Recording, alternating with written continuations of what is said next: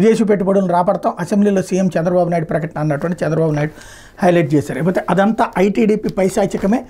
Social మీడియాలో TDP శ్రేణులు విశృంఖలత్వం, fake ఐడీలతో చెలరేగుతున్న TDP మోకలు, మహిళలపై యుగుప్సాకర పోస్టులతో వేధింపులు, వైఎస్ఆర్సీపీ కార్యకర్తల పేరుతో కూడా ఫేక్ ఐడీలు సృష్టి, ఆపై వైఎస్ఆర్ కుటుంబ సభ్యులను కించపరుస్తూ పోస్టులు, తన పేరుతో ఫేక్ ఐడీ సృష్టించారని ఈ ఏడాది ఫిబ్రవరిలోని ఫిర్యాదు చేసిన వర్రా అది ఐటీడీపీ నిర్వాహకమైన గతంలోని ఆధారాలతో సహా తేల్చిన పోలీసులు ఐటీడీపీ కార్యకర్త అప్పుడే అరెస్టు. ఆ ఫేక్ ఐడీ పోస్టులపై ఇప్పుడు వర్రాను అరెస్ట్ చేయడంపై విస్మయం.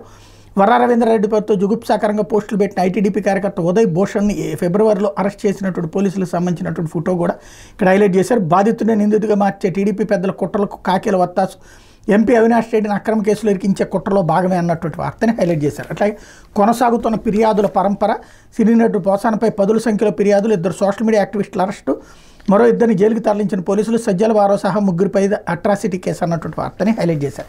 ఇకపోతే అంతులేని అన్యాయం అంటూ కర్నూలు నుంచి లోకాయుక్త మానవ హక్కుల కమిషన్ అమరావతికి తరలింపులకు సిద్ధం. ఏపీఆర్సీ వక్ఫ్ ట్రిబ్యునల్, సిబిఐ కోర్టు కూడా అమరావతికే. శ్రీబాగ్ ఒడంబడిక తొంగలోకి, సీమకు మరోసారి అన్యాయం. Kopparthi industrial hub, MSME technology centre సైతం అమరావతికే తరలింపు. నేషనల్ లా యూనివర్సిటీపై కూడా నీళ్ళు నీడలు, అది కూడా అమరావతిలోనే అంటూ సీఎం